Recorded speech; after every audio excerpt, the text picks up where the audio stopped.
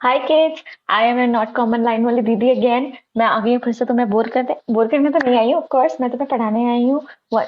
एक ऐसा चैप्टर जो बच्चों को कंफ्यूज करता है, पता नहीं क्यों। मुझे नहीं लगता, मतलब मुझे नहीं लगता क्यों कंफ्यूज करता है। It's not a confusing chapter. I am here with the some of the conceptual question of triangles जो एनसीईआरटी से मैंने लिए हैं। तो let's start with our journey. Journey क्या बोल रही हूँ मैं, अपने क्वेश्चंस करने स्टार्ट करते हैं। Let's start practising. अगर तुम्हें एनसीईआरटी आती है, अगर तुम्हें लगता है एनसीईआरटी आती है, लगता है क्या, तुम्हें आती ही होगी of course. It's very easy, NCERT of triangles is very easy. तो अगर तुम्हें एनसीईआरटी लगता है आती है, तो तुम मैंने जो क्वेश्चंस लिख दिए हैं ना, उन वो मेरे साथ करो। लेकिन जैसे क्वेश्चन क्वेश्चन आपके सामने ही है, लेकिन आप सॉल्यूशन मत देखना। आप पॉज कर लेना उसके साइड, ठीक है? या फिर देख लो क्वेश्चंस कौन कौन से हैं।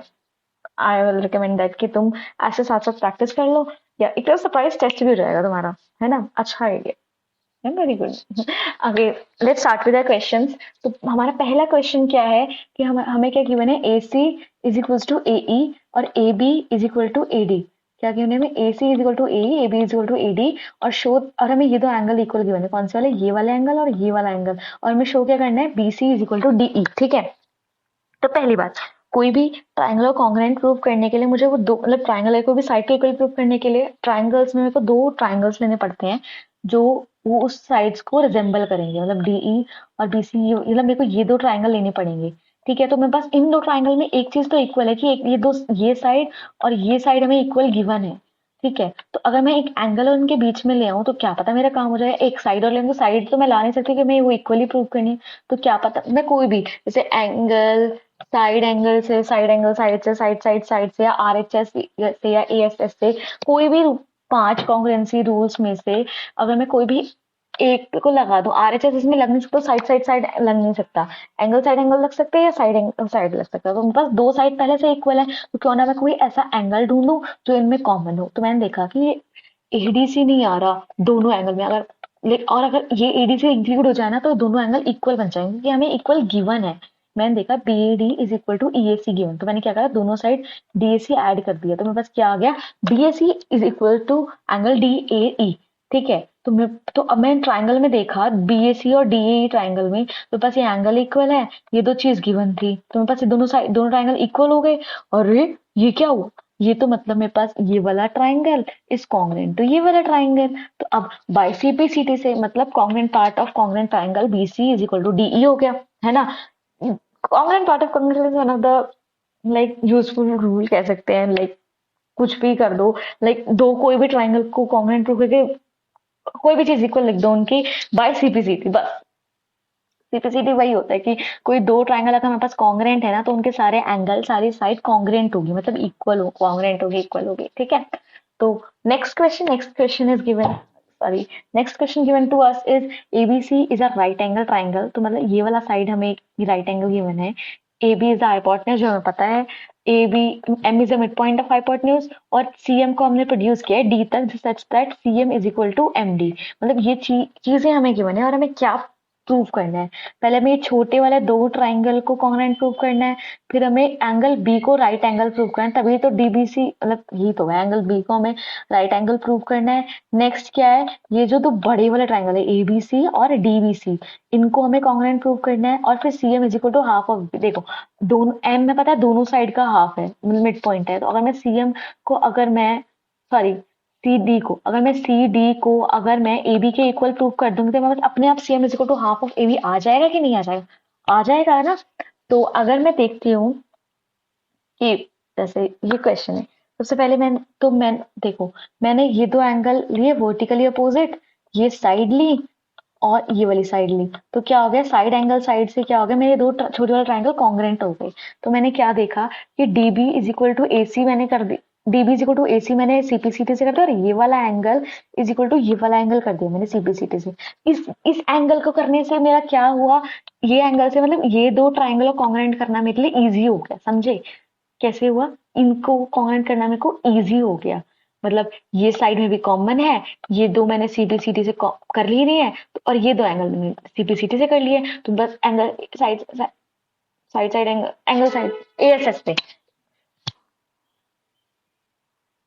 मैंने रू तो मैंने, अगर मैं इनको इक्वल कर दूं, BC कॉमन है, AB is equal to AC है, BDC is equal to CAB है। तो क्या हो गया कि ABC ट्राइंगल कॉन्ग्रेंट हो गया DBC ट्राइंगल। समझे क्या किया मैंने? फिर मैंने क्या किया, मैंने क्या कर दिया, ABC को फिर CPCT से, ऑफ कोर्स मैंने CPCT से, क्योंकि मेरे दो ट्राइंगल कॉन्ग्रेंट हो गए, तो ACB मेरा हो गया DBC के, मतलब ये दो 90 हो गए। और मैंने क्या कर दिया, AB is equal to CD। अब मेरा AB is equal to CD हो गया, तो M दोनों का मिड पॉइंट है, तो CM is equal to DM हो गया। Sorry, CM is equal to BM हो गया, और CM is equal to half of AB हो गया। बस सिंपल, हेंस प्रूव्ड। और क्या चाहिए? It's very easy. तुम्हें पता भी नहीं चलेगा तुम्हारा क्वेश्चन कब हो गया, बस तुम्हें थोड़ी सी इसे माइंड में रख के सॉल्व करते रहना है। ठीक है, नेक्स्ट क्वेश्चन। नेक्स्ट क्वेश्चन क्या कहता है? नेक्स्ट क्वेश्चन क्या कहता है हमें कि ABC is an isosceles triangle. ठीक है, AB is equal to AC गिवन है, AD is equal to AB गिवन है, क्योंकि D प्रोड्यूस हुआ है सबसे पहले, तो ट्राइंगल BCD को हमें राइट एंगल प्रूव करना है। मतलब ये हमें ये आइसोसेलेस, ये चीज हमें इक्वल गिवन है। ठीक है, ठीक है।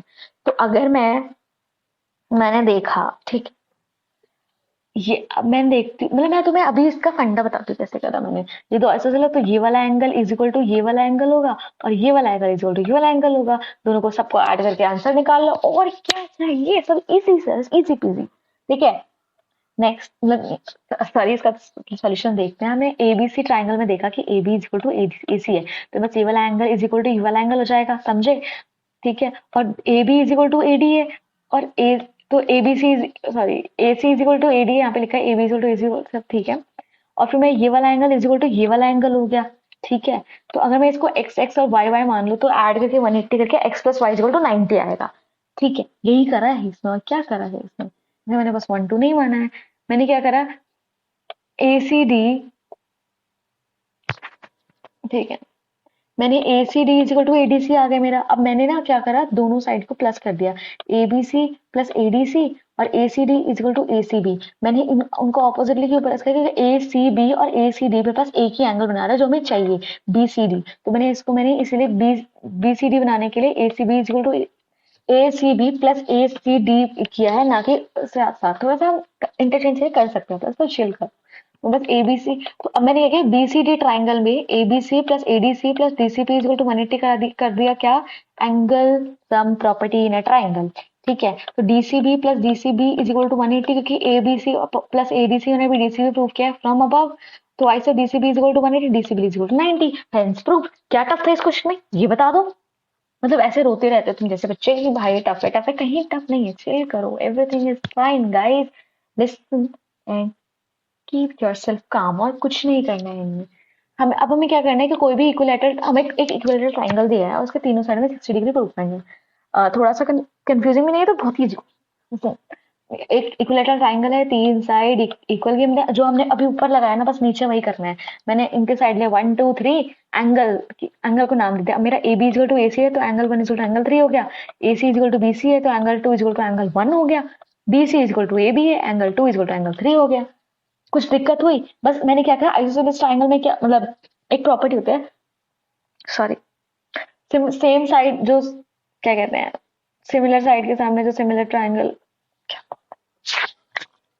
हाँ, इक्वल साइड के अपोजिट एंगल इक्वल होते हैं, है ना। तो मैंने ये वाली प्रॉपर्टी लगाई है, angles opposite to equal sides are equal. ठीक है, तो मैंने ये तीन अलग अलग क्वेश्चन ना दी, 1 2 3 से मैंने क्या कर दिया, angle 1 equal to angle 2 equal to angle 3 proof हो रहा है, मैंने करा नहीं है, ये सब प्रूफ हो रहा है अपने आप।